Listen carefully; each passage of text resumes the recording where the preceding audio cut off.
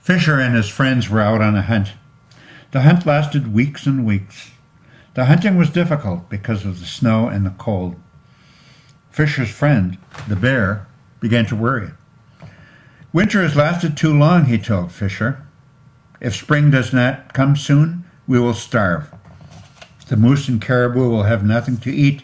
The beaver will have no lily roots and fresh aspen bark. Something has happened in the sky world to stop the seasons from turning as they should.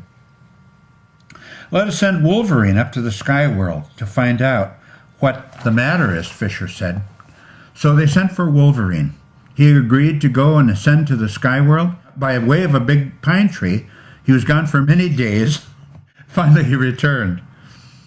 A great ogre beyond the edge of the sky has captured all the birds, Wolverine reported. He has imprisoned them in great birch bark baskets. That's why the winter will never end. Who is this ogre? Asked Fisher. He is bigger and more cruel than any being here in this world.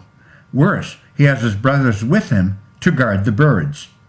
We must kill him and free the birds, said Fisher.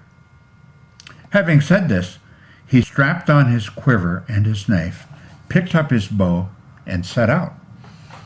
He came to the great pine tree and climbed it. From the top of the tree, he had a short hop to the opening in the sky. Once through the opening, Fisher found himself in a wonderful world. Warm, flowers were everywhere, and the air was alive with the buzzing of bees. Moving across the land, Fisher soon came to the ogre's encampment. The two guardians, ogre's brothers, turned to face him. Realizing quickness was his only chance, Fisher dashed between his legs. He ran as fast as he could to the huge baskets and stove them open. Out poured the birds, flickers, jays, robins, chickadees, ducks, geese, and swans. Up they spiraled in a great black cloud that darkened the entire sky. Then in a tornado of wings, they plunged down through the hole in the sky and entered the world below. The great ogre shouted in rage. He and his brother ran toward the brave little Fisher. Once again, Fisher used his speed and quickness. He dashed between their legs and raced toward the hole in the sky. Without hesitating, he threw himself through it. Far below, he could see the earth, and before his eyes, it was changing from white to brown to green. Down he fell, the ogre's arrows whizzing all around him. Fisher was lucky.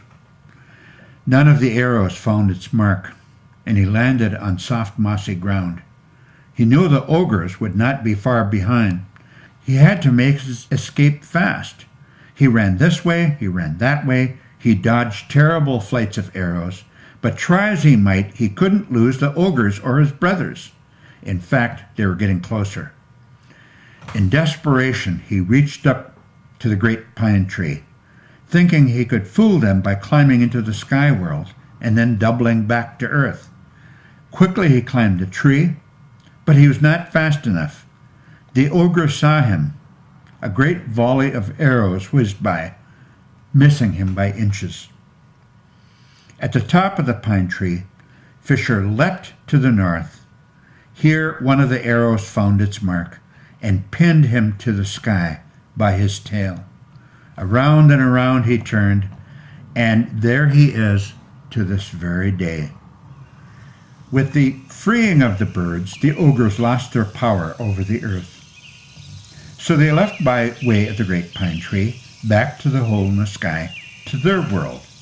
They have never bothered the inhabitants of Earth again.